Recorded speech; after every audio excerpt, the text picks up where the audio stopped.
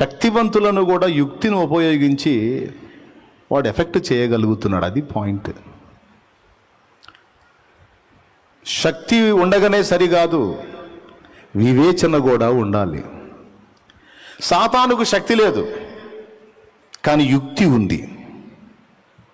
సర్పము భూజంతువులలోకెల్లా యుక్తి గలది అని వ్రాయబడి ఉంది, ఎరుగుదురా? అపవాదిని గూర్చి మీరు ఆదికాండం 3వ అధ్యాయంలోనేమో సర్పము యుక్తి గలదని వ్రాయబడి ఉంటుంది. ప్రకటన గ్రంథం 20వ అధ్యాయంలో ఆ ఘట సర్పం అని సాతానును పిలుస్తాడు. మీరు గమనించాలి, ప్రకటన గ్రంథం 20లోను 12లో కూడా ఘట సర్పము అని ప్రస్తావిస్తాడు. ఘట సర్పము అంటే సాతాను, యుక్తి గలవాడు. ప్రియులారా గమనించాలి, దేవుని కంటే శక్తివంతుడు కాదు, దేవుని సంఘం కంటే శక్తివంతుడు గాడు వాడు. యేసు కంటే శక్తివంతుడు గాడు. ఇంకా చెప్పాలంటే క్రీస్తు యేసునందు విశ్వాసం ఉంచిన ఒక చిన్న విశ్వాసి కంటే ఎక్కువ శక్తి గలవాడు కాదు సాతాను. పచ్చి నిజం ఇది.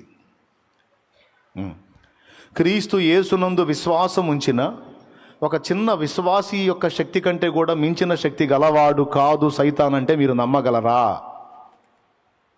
నమ్మాలి. ఇంట్రెస్ట్ ఉంటే రాసుకోవాలి. ఒక సాధారణ విశ్వాసి కంటే కూడా శక్తిహీనుడు.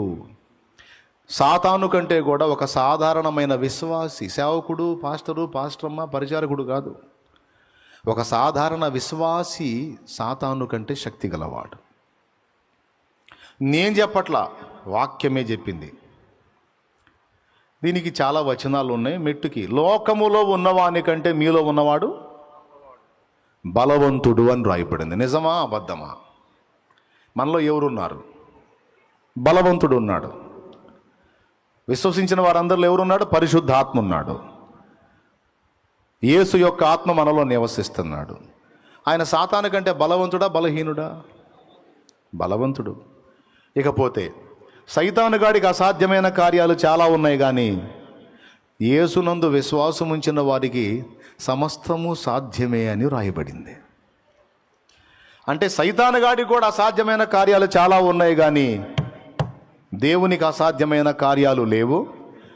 ఆ దేవుని యందు విశ్వాసం ఉంచిన వాటికి కూడా అసాధ్యమైనది లేదు అని సాక్షాత్తు యేసయ్యే మార్కు సువార్త 9లో చెప్పాడు. నమ్ముట నీ వలనైతే నమ్మువానికి సమస్తము. అది ఇది ఇక్కడ సీనియర్ విశ్వాసి, జూనియర్ విశ్వాసి, పాస్టర్ అని చెప్పాడింది. అందుకే చెబుతున్నాను, సాతాను కంటే కూడా ఒక సాధారణ విశ్వాసి బలవంతుడు అని చెప్తున్నా. అది పాయింట్. ఆ బలం మనకి దేవుడు అనుగ్రహించాడు కాబట్టే ఈరోజు శత్రువు యొక్క ఎత్తుగడలు ఏవి కూడా మన మీద పారట్లా. ఎన్ని దాడులు జరిగినా మనకి ఏ హాని జరగట్లేదు అంటే కారణం దేవుని బలం నిన్ను ఆవరించి ఉంది. అది పాయింట్.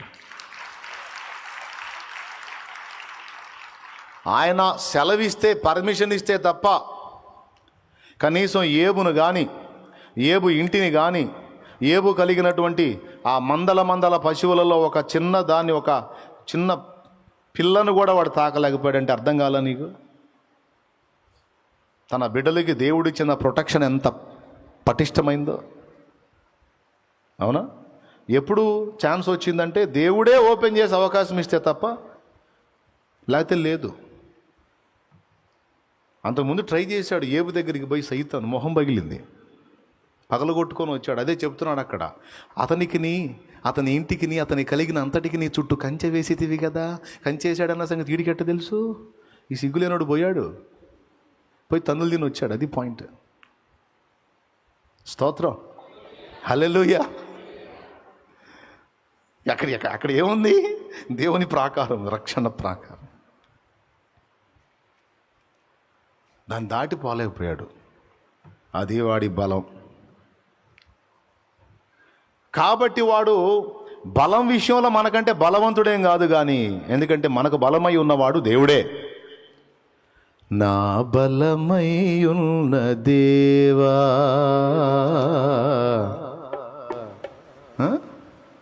పాడుకున్నాం కదా గతంలో. మన బలం ఎవరు? బలము తనదని. యెహోవా ఒక మారు నాకు సెలవిచ్చినది 2 మార్లు నాకు వినబడ్డాను. ఆయనే నా బలం. నా బలమా నా నా మరి మర్చిపోయారా? ఏం పాడావు? నా బలమా నా కోట ఆరాధన నీకే. నా బలమా నా కోట ఆరాధన నీకే. నా దుర్గమా ఆశ్రయమా ఆరాధన నీకే. నా దుర్గమా ఆశ్రయమా ఆరాధన నీకే. స్తోత్రం. మామూలుగా అయితే శారీరకంగా చాలా బలహీనంగా ఉన్నాను నేను. ఇప్పుడు ఇక ఆయనే నా బలం అనుకొని వచ్చా. ఇప్పుడు ఆయన బలమే పనిచేస్తుంది, మన బలం లేదు. బుస్సే నా బలం వెళ్ళి అడ్డం పడరా అంటుంది. అంటే ఎందుకు కొంచెం ఇప్పుడే కాదు, ప్రతిసారి కోటాలు అయిపోవటం, మనం పేషెంట్ కావటం. స్తోత్రం. ఏమండి, ప్రసవ వేదన కలిగించిన వాడిని పిల్లలను పుట్టింపక మానుదునా అన్నట్టు, మరి ఇక అన్ని ఆత్మల రక్షణ అంటే మరి దేవుడు కృప చూపాడు కదా. మరి అక్కడ నిలబడి మరి వాడబట్టం అంటే మరి దర్శనం కలిగినప్పుడు దానియేలులో త్రాణ ఏమీ లేదట, ఇక బలహీనుడైపోయాడట. దావీదు కూడా అట్లా అయిపోయినాడట. దానియేలు 10 చదవండి ఇంటికి పోయి, ఇప్పుడు కాదు. దేవుని ప్రత్యక్షత చూసిన తరువాత, కనుగొన్న తర్వాత, తెలుసుకున్న తర్వాత శక్తి లేకుండా అయిపోయాడట. చూస్తారా, దేవుడు వాడుకున్న తర్వాత కొద్దిగా మనం ఆయన అభిషేక ప్రభావం బలమునిచ్చిద్ది. వాడుకున్న తర్వాత కొంత శారీరక బడలిక కూడా కలిగిద్దనడానికి బైబిల్లోనే రెఫరెన్స్ కూడా ఉంది. అంటే ఇప్పుడు నువ్వు ఎందుకురా నాయన బలహీన పడ్డావు అని మీకు డౌట్. అందుకని దేవుడు మరి ఒట్టిగా ఉండదు వాడుకుంటే. సేవకులు కూడా డౌట్, ఎందుకన్నా నేను ప్రసంగం చేసిన అంత వీక్ అయిపోతాను అని. సేవకురాళ్ళు కూడా డౌట్, ఎందుకన్నా నేను అంత వీక్ అయిపోతాను. దేవుడు వాడుకుంటే మరి వాడబడ్డ వస్తువు కాస్త వీక్ అయ్యిద్ది. మళ్ళీ శక్తి పొందుకోమంటాడు, మళ్ళీ లైన్లోకి రమ్మంటాడు. ఓకే, దానియేలు గ్రంథం 10:16 అట్లా చూడండి. అప్పుడు స్వరూపియగు ఒకడు నా పెదవులను ముట్టగా నేను నోరు తెరిచి నా ఎదుట నిలిచిన వారితో ఇట్లంటిండి, నా ఏలినవాడ, ఈ దర్శనం వలన నాకు వేదన కలిగినందున నా బలము తొలగిపోయాను. నా ఏలిన వాని దాసుడైన నేను నా ఏలిన వాని ఎదుట ఎలాగున మాట్లాడుదును, నా బలము తొలగిపోయాను, ఊపిరి విడవలేక ఉన్నానని చెప్పగా. అద్దుగో, అంటే కనీసం బ్రీత్ తీసుకునే పొజిషన్ కూడా లేదట దానియేలుకి. భక్తులారా భయపడకండి, దైవజనులారా విస్మయం పొందకండి. ఎందుకు నేను వాడబడి ఇంత బలహీనుడిని అయిపోయానని కొంతమంది దైవజనులకు ధర్మ సందేహం. దేవుడు నిన్ను వాడుకున్నాడు గనుక బలహీనపడ్డావు, అంతే. దేవునికి స్తోత్రం. దేవుడు నిన్ను వినియోగించాడు గనుక కొంత శక్తి తగ్గింది. మళ్ళా శక్తిని నింపుతాడు, మళ్ళా వాడుకుంటాడు.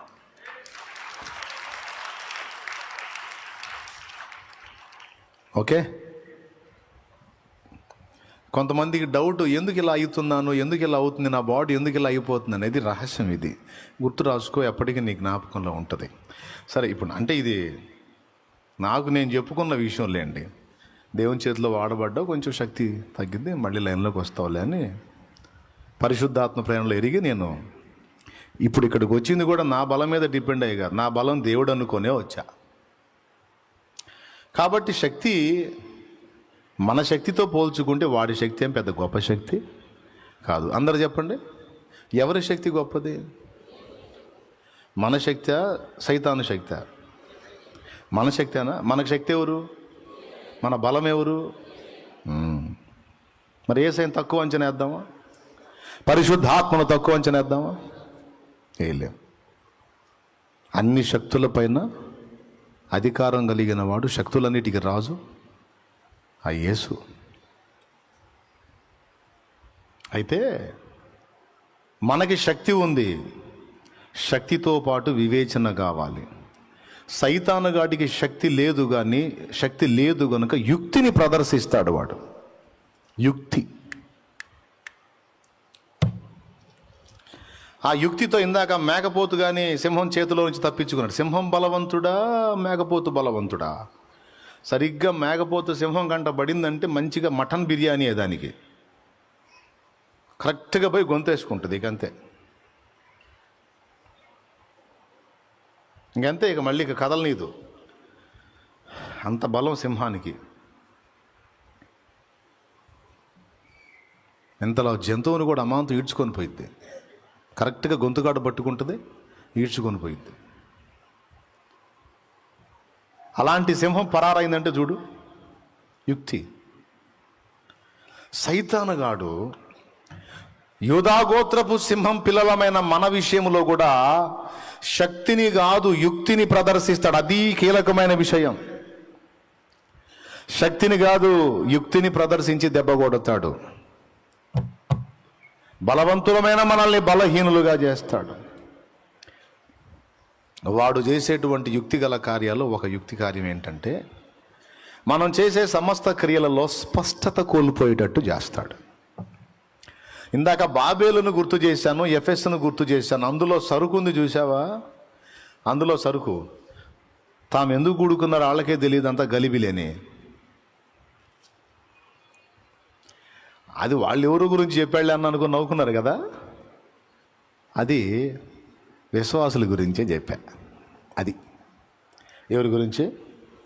అది. అందుకే మీరు నవ్వారా నవ్వలేదా, నాకైతే నవ్వు వచ్చిందని. అది విశ్వాసుల గురించే చెప్పా. సేవకుల గురించి కూడా చెప్పా. ఎందుకు అని అడగండి. అడిగారు, మనసులో అడిగారులే, నేను చెబుతా.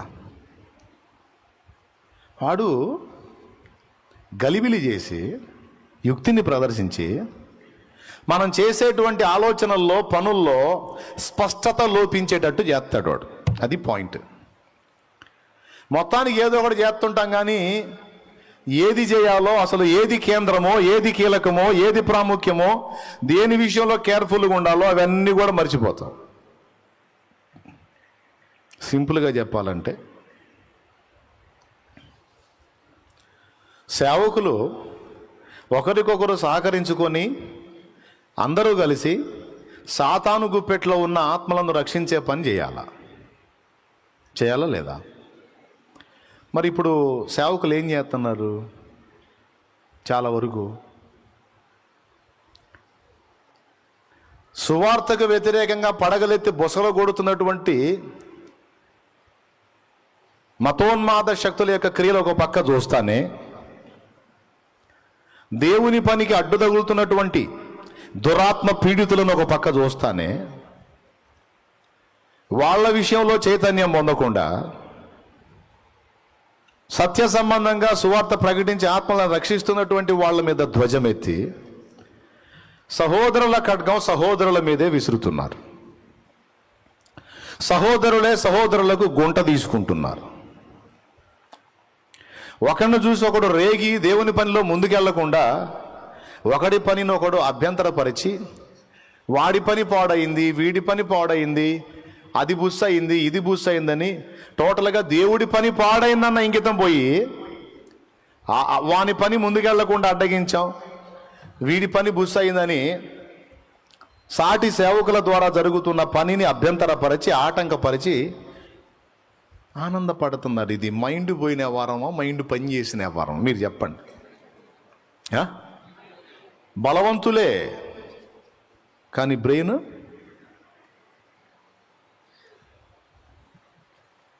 కాదా, అవునా? మీరు చెప్పాలి. చాలా విషయాల్లో మనం స్పష్టత కోల్పోయేటట్టు చేస్తాడు. వినండి, ఇప్పుడు సువార్తను వ్యతిరేకించే వాళ్ళు కానీ, మన కుటుంబంలో మన భక్తికి ఆటంకంగా ఉన్న వ్యక్తులు కానీ, మనం కళ్ళతో చూసేది మాత్రం మనుషుల్నే. ఇప్పుడు అన్ని జనులు ఉన్నారండి సువార్తకు వ్యతిరేకులుగా ఉన్నవాళ్ళు, వాళ్ళని చూస్తున్నాం మనం. మన ఫ్యామిలీలో కూడా కొంతమంది సైతానుకు బానిసైపోయిన వాళ్ళు ఉన్నారు. మనల్ని ఇబ్బంది పెడతారు వాళ్ళు భక్తి విషయంలో. మనం వాళ్ళని చూస్తాం, కానీ అసలు మన విజన్ ఎట్టుండాలి తెలుసా? మన దృష్టి మనం దర్శించాల్సిందే తెలుసా? బలహీనులై మనల్ని వేధించే మనుషులు కాదు, వాళ్ళని పీడించే దయ్యములను చూడాలి మనం. అది అసలు పాయింట్. ఇప్పుడు మతోన్మాదం నిండి వాడు వెర్రి వేషాలు వేస్తున్నాడంటే పాపం వాడు మామూలు బలహీనుడే. కానీ వాడికి వెనక ఉండి వాడిని శోధించి దేవుని మీద వ్యతిరేకంగా, దేవుని పనికి వ్యతిరేకంగా రేపుతున్న దురాత్మలను మనం పట్టించుకోం. మనుషుల్ని ఎదుర్కోవాలంటే శరీర బలం సరిపోతుంది, కానీ ఆ మనుషులను ఆడిస్తున్న ఆత్మలను ఎదుర్కోవాలంటే ఆత్మలో యుద్ధం తప్పనిసరి. మనుషుల్ని ఎదుర్కోవాలంటే శరీర పోరాటం తప్పదు. శరీర పోరాటం చేస్తాం, శరీరంతో పోరాడి జయిస్తాం. కానీ మనుషుల వెనకుండి ఆట ఆడిస్తున్నటువంటి దయ్యాలను ఎదుర్కోవాలంటే అక్కడ ఆత్మీయ పోరాటం తప్పనిసరి. ఎట్లా ఎదిరించగలవండి? ఒక మనిషిని పీడిస్తున్న దయ్యాన్ని నువ్వు ఎట్లా ఎదిరించగలవు? దాన్ని ఎలా దెబ్బ కొట్టగలవు చెప్పు? మనిషిని కొడతావు, వాడిని ఆడిచ్చే దయ్యాన్ని కొట్టలేవుగా. మనిషి మీద కేసు పెడతావు, కానీ నీ దేవుని పనికి వ్యతిరేకంగా వాడిని లేపిన దయ్యాన్ని మీద కేసు పెట్టలేవుగా. పెడతావా? పెట్టగలమా? మనిషి మీద కేసు పెట్టి లోపలేపిస్తాం. లోపల పడ్డాక వాడికి అర్థమైంది ఎందుకు నేను ఇలా చేశానని. అలా బాధపడ్డోళ్ళు చాలామంది ఉన్నారు. ఇంత నీచంగా ఎందుకు తయారయ్యాను, అసలు ఎవరు ఏం చెప్పుకుంటే నాకెందుకు, ఇప్పుడు ఎవడు తిప్పల వాళ్ళు పడుతుంటే నేనెందుకు నా పిల్లలకు దూరం కావాలి, నా భార్య బిడ్డలకు దూరం కావాలని ఒక్కొక్కడు ఓవర్ యాక్షన్ చేసి బుక్ అయ్యి జైలు పాలైన వాళ్ళు మొత్తుకునే బాధ అదే. కానీ ఇది వాడు ఆవేశపడి గుడ్డలు దించుకునేటప్పుడు లేదు, ఎందుకంటే దురాత్మ వాడిని పీడించింది. దేవునికి వ్యతిరేకంగా రెచ్చగొట్టి పరిశుద్ధుల మీదకి వదిలింది. వాడి మీద కేసు పెట్టావు, లోపలేసావు, వాడు బాధపడుతున్నాడు, వాడి భార్య పిల్లలు కూడా అల్లాడిపోతున్నారు.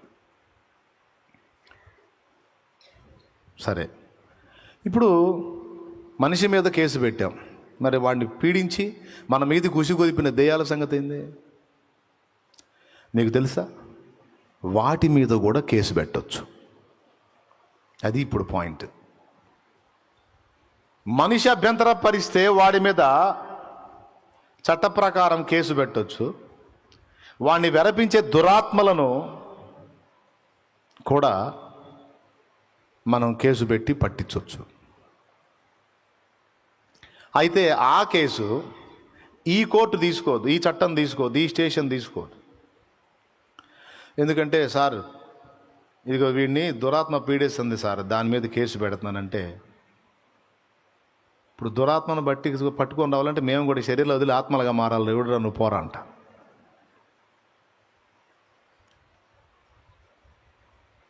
అంతే కదండి. దురాత్మల మీద కేసు ఎవడు తీసుకుంటాడండి? కానీ దురాత్మల మీద మనం పెట్టే కంప్లైంట్, మనం అప్పగించే కేసుని నమోదు చేసే చట్టం, నమోదు చేసేటువంటి పోలీస్ స్టేషన్ ఒకటి ఉంది, అది పరలోకంలో ఉంది. రక్షక భట నిలయం ఉంది అక్కడ. స్తోత్రం. ఇక్కడ వాళ్ళకి ఇప్పుడు వ్యతిరేకించే వాడి మీద కంప్లైంట్ చేయాలంటే స్టేషన్కి వెళ్ళి అధికారులను కలుసుకొని కంప్లైంట్ రాసి అప్పచెప్పాలి. కానీ దురాత్మల మీద కేసు పెట్టాలంటే మోకాళ్ళ మీదకి వెళ్ళాలి. మోకాళ్ళ మీదకి వెళ్ళి పరలోకముందున్న దేవునికి ప్రార్థన ద్వారా విన్నపాన్ని తెలియజేయాలి.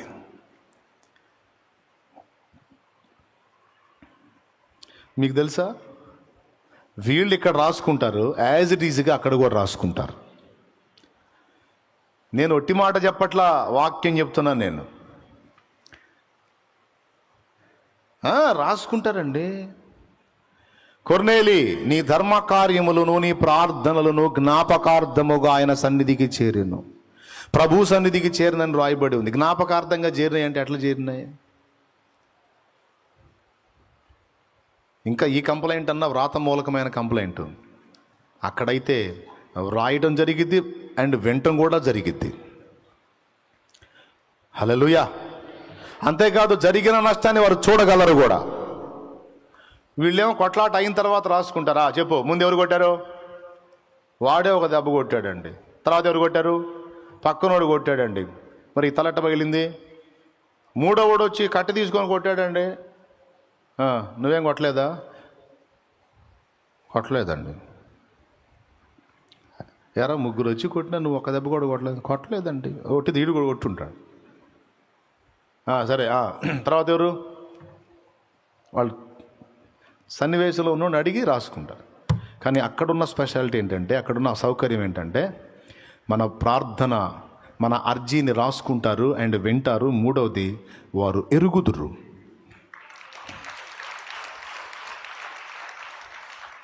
మూడు సౌకర్యాలు ఉన్నాయి అక్కడ. కానీ మనం స్పష్టత కోల్పోయాం చూడు. సైతాన్ గాడి యుక్తి దెబ్బకి మనకు మైండ్ పోయింది చూడు. ఏ కాడికి ఈడి ధనంజయ్య, ఈడి పాడగట్ట, మంచి వాళ్ళు దస్తున్నారు, ఈడి జావట్ల, ఈడి కాష్టంగాలని తిట్టడం తప్ప ఆడోళ్ళండి. వాడిని ప్రేరేపించి ఆ దయ్యంనే దాని మీద కేసు పెట్టి దాని విషయంలో పోరాడితే వాడి కాష్టం అవసరంలా, దినం అవసరంలా, పిండం అవసరంలా. చక్కగా నీతో పాటు చర్చిలో కూర్చుంటాడు. యేసు రక్తమే చేయమనుకుంటా. దేవునికి స్తోత్రం కలుగునుగా. అవునా కాదా బ్రదరు? మరి ఏం జరుగుతుంది అంటే, అక్కడ మనం క్లారిటీ మిస్ అయ్యాం, స్పష్టత కోల్పోయాం. అంటే మన ముందు ఆట ఆడుతున్న మనుషుల్ని మనం చూస్తున్నాం, కానీ వాళ్ళ వెనక ఆట ఆడుతున్న దురాత్మలను అసలు పట్టించుకోవటల్లా. ఇంత స్పష్టంగా చెప్పినప్పుడు కరెక్టే కదా అని కాసేపు కరెక్టే కదా అనిపించిన ఇంటికి పోగానే పోయే దారిలోనే వాడు ఏ ఒకటి తీసుకొచ్చి ముందుకి, ఏంది ఇందాకేందో లోడ్ చేసుకున్నావు, ఏంది మ్యాటరు, వాడు మామూలుడు కాదు, వాడు కరెక్ట్గా అందిస్తాడు, బాగా నోట్ చేసుకున్నా అని ఇంటికి పోయేసరికి అది తీసి పడేస్తాడు.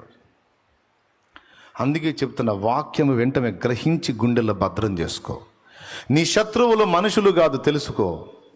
నీ శత్రువులు మనుషులు కాదు, మనుషుల వెనకుండి నిన్ను అన్ని విధాల కృంగదీస్తున్న దయ్యములు. నేను చెప్పానా? చూడు, ఎఫ్ఎస్సి పత్రిక 6:12. ఎఫ్ఎస్సి 6:12 తీ బైబిల్ త్వరగా. ఏలయనగా మనము పోరాడునది శరీరులతో కాదు గాని ప్రధానులతోనూ అధికారులతోనూ చూడు ప్రస్తుత అంధకార సంబంధులకు లోకనాథులతోనూ ఆకాశ మండలమందున్న దురాత్మల సమూహములతోనూ పోరాడుచున్నాము. అది ఎటు బావాగ్ర తల్లి ఏండే ఉండరా. నా భయం నాదిలే. మళ్ళీ అసలుకి వాడి రహస్యం చెబుతున్నాను, మళ్ళీ మీరు ఎటన్నా సంచారం చేస్తారేమో అని చెబుతున్నాను నేను. మనం పోరాడుతున్నది శరీరులతో కాదు అన్నప్పుడు అయిపోయాయి. ఇక మనుషులతో కాదురా బాబు మన ఫైటింగ్ అని. అసలు ఈ విషయంలో స్పష్టత ఉందా? అసలు ఇది గుర్తుంటుందా? ఒకవేళ జ్ఞాపకంలో వచనం ఉన్నా దాంతో సీరియస్గా తీసుకుంటామా? అక్కడ జరుగుతుంది మోసం.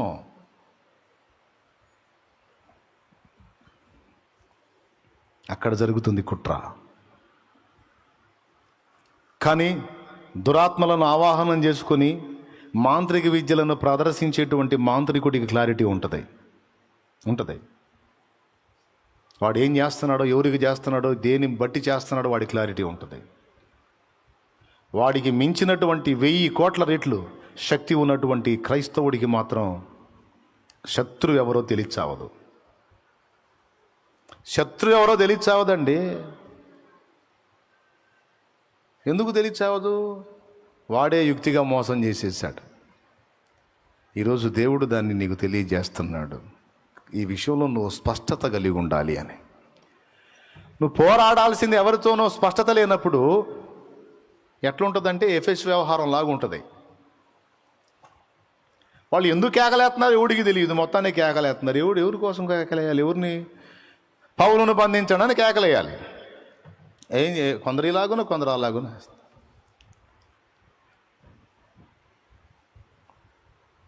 నువ్వు ఏదైనా ఒక ప్రార్థన చేసినా, ఒక విషయం ఆలోచించినా కేంద్రం ఎవరు? నీ గురి మనుషులా? మనుషుల వెనక ఆట ఆడుతున్న దయ్యాల నువ్వు టార్గెట్ చేసి పట్టుబట్టావనుకో, లెగుస్తాయి అవతల. ఎందుకంటే మనం నమ్మినవాడు లోకములో ఉన్నవానికంటే బలవంతుడు. పట పట పట పట లెగుస్తాయి తెలుసా, నువ్వు గురి పెట్టావంటే. అందుకే ఆ గురిలోనికి నిన్ను రానియకుండా చేస్తాడు వాడు.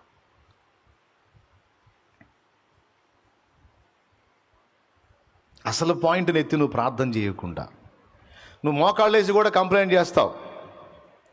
ఏమని చేస్తావు తెలుసా? ఈ లోక చట్టంలో ఏ కేసు పెడతావో దేవుడి ముందుకు పోయి కూడా అదే కేసు పెడతావు. అల్లాడిస్తున్నాడు ప్రభా, తాగుబోతాడు ప్రభా, తాగి ఏం కొట్టినా కొడుతున్నాడు, అయ్యా అయ్యా ఈ గాయాలు చూడు వేసు ప్రభా, అయ్యా తండ్రి స్తోత్రం. ఎవడు ఎవడు కొట్టినాడు కానీ వాడిని అట్లా తయారు చేసింది ఎవరు? ఎప్పుడన్నా మోకాళ్ళుని అడిగా, నా భర్త మంచివాడే, నా కుమారుడు మంచివాడే, కానీ వాడిని పట్టి పీడిస్తున్న దురాత్మలు భయంకరమైనవి, నా మీద అంత క్రౌర్యాన్ని అవినూరిపోస్తున్నాయి తండ్రి, వాటిని బంధించమని అడిగావు ఎప్పుడన్నా? అసలు గుర్తుంటుందా నీకు? అసలు ఈ సంగతి గుర్తుంటుందా? ఎప్పుడు మోకాళ్ళు వేసినా తమ్ముడు, నా భార్య ఇలా చేస్తుందయ్యా, నా పిల్లలు అలా చేస్తున్నారయ్యా అని మనం ప్రార్థనలు అడుగుతామేమో, కానీ నా భార్య అంత నీచంగా దిగజారటానికి, నా పిల్లలు అంత నీచంగా దిగజారటానికి కారణమైనటువంటి అపవిత్రాత్మలను బంధిస్తున్నాను దేవా, వాటిని నాశనం చేయి దేవా, వాటిని నాశనం చేయి దేవా, వాటి శక్తి నిర్వీర్యం అయిపోవాలి నాయన.